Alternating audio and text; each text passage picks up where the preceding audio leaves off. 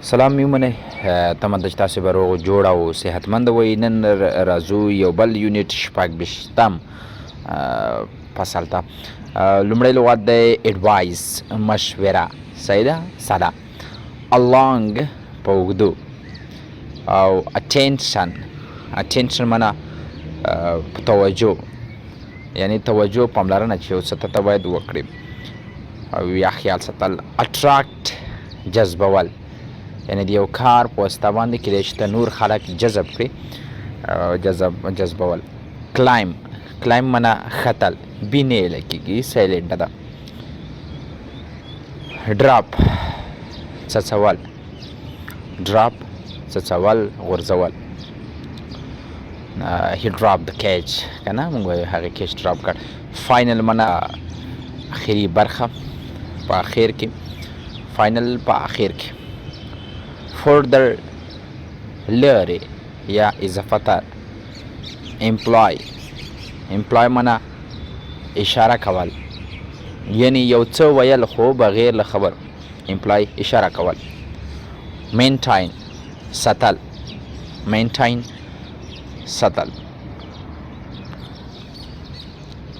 نیدر هیڅ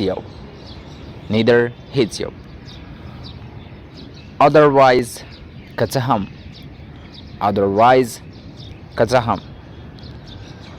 فیزیکل، موږ تاسو خپله هم ورته فیزیکل یا چې فیزیکي حضور ولري.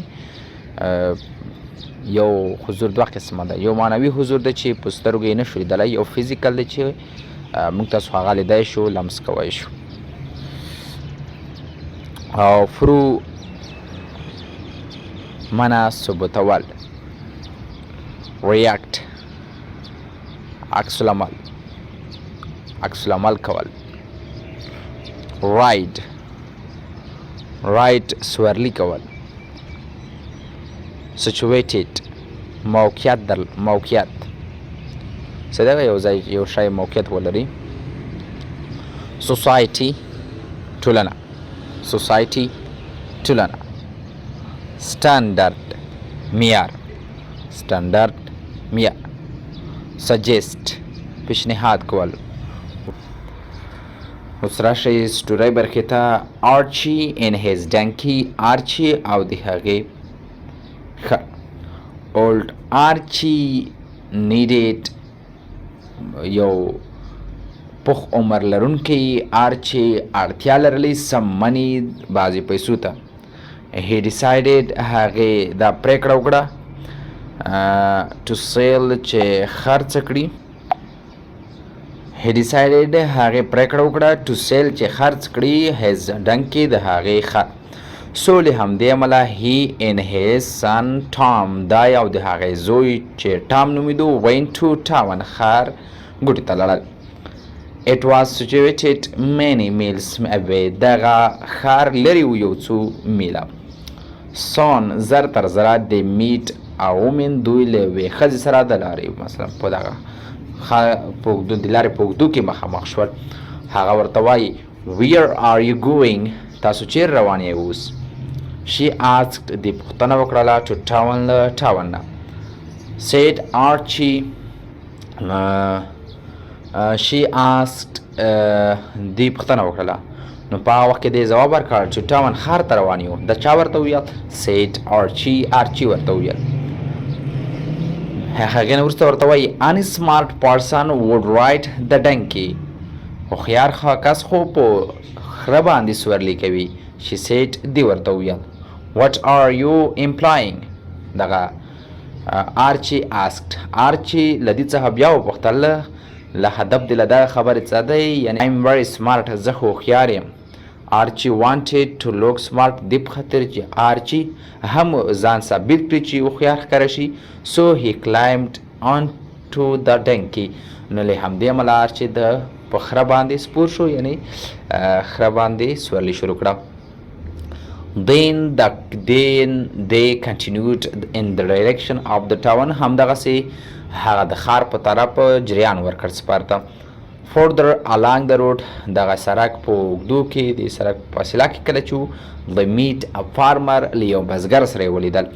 hello said archie سلام ورته ویل هغه archie we want to sell this donkey موږ دغه خر خرڅو do you want to buy it ته کولی شي چې دغه واخلي یا ته دا اخلي نو هغه ورته وایي I don't need a donkey زه خره ته ضرورت نه لرم said the farmer بزګر ورته ویل but if you want to my advice که چیرې زما خبره ته منې don't write it په د باندې سورلي مه کوه the donkey needs to be in good physical condition د خر باید ښه فزیکي جوړښت کې پاتې شي یعنی صحت باید خراب نشي good idea ښه نظر دی said archie ورته ویل tom او I want to write it ټام ورته وویل زه غواړم چې سورلي ور باندې وکړم you are ته چې یې lighter الک یا سپکې یعنی وزن ډېر نه لري هغې وروسته ورته وایي neither you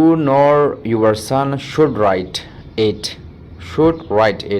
ته هیڅکله ته او د ستا زوی باید ورباندې سورلي ونه کړي it looks very tired ډېر ستړی معلومیږي you should carry the donkey تاسو باید دغه خر یوسئ suggested the farmer بزګر دغه وړاندیز ورته وکړ نو د دې نه وروسته you're right said archie ورته وویل بلکل دا خو دې سمه خبره وکړه come on راځه ټامه we will carry it for the final few meals موږ به د یو څو میلو په خاطر باندې دغه خر په شا باندې یوسو یعنې دغه به موږ ته اوس سورلي نه ور باندې کو بلکې موږ به یې وړو the donkey was very heavy دغه خر ډېر دروند و and they couldn't maintain a good speed له همدې امله دوی ښه سپیډ ونه شو ساتلی یعنې نه شوی کولی چې تیز مزل وکړي they didn't arrive until late in the evening and they تقریبا د مستان تر نو وخته پورې ورسېدل یا رسېدلې هم نه و د مستان تر نو وخته پورې at last په وروستیو شیبو کې they walked into the town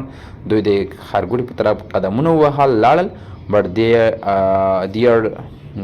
هلته دوی د attracts voice هلته بیا د بعضې ځوانانو توجه یې ځان ته څنګه کړله جذب کړه they laughed at tom and archie دوی په ټام او آرچي پورې وخندل they started to throw stones at them دوی باندې د تیږو ګزرونه وکړل یعنی تیږې پورې ور وشړلې stones تیږې the donkey react by kicking کله چې دوی تیږې ګزار کړي نو هغه خره لګت وهلو سره خپل عکس العمل وښودو Tom and Archie dropped the donkey Tom او Archie دغه خر وغورځولو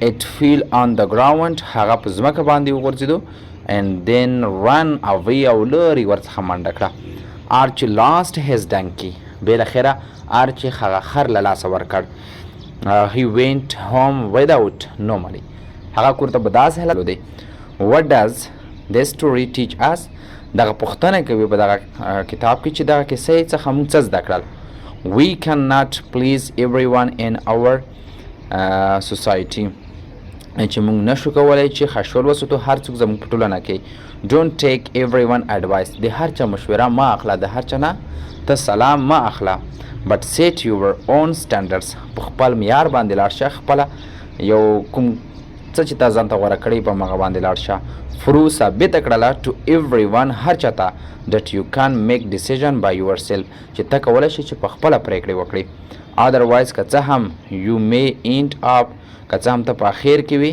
with nothing at all چې هیڅ هم ونه لري یعنې په ژوند کې له هغه چا مشوره مه اخله چې دوی نه پوهېږي څه دي چې غوره کړی دي په همغه باندې تاسو لاړ شئ همغه تعقیب کړئ کنې په ژوند کې به له ډېرو ناکامیو سره مخامخ شئ که ډېرو شیانو کې تاسو د نورو منل نو تمه ده چې دغه درس مو زده شوی وي او کوم ستونزه به ونه لرئ نور درته عیدالله محمدي خدای پامانۍ وایي ښې شېبې ښه وختونه د الله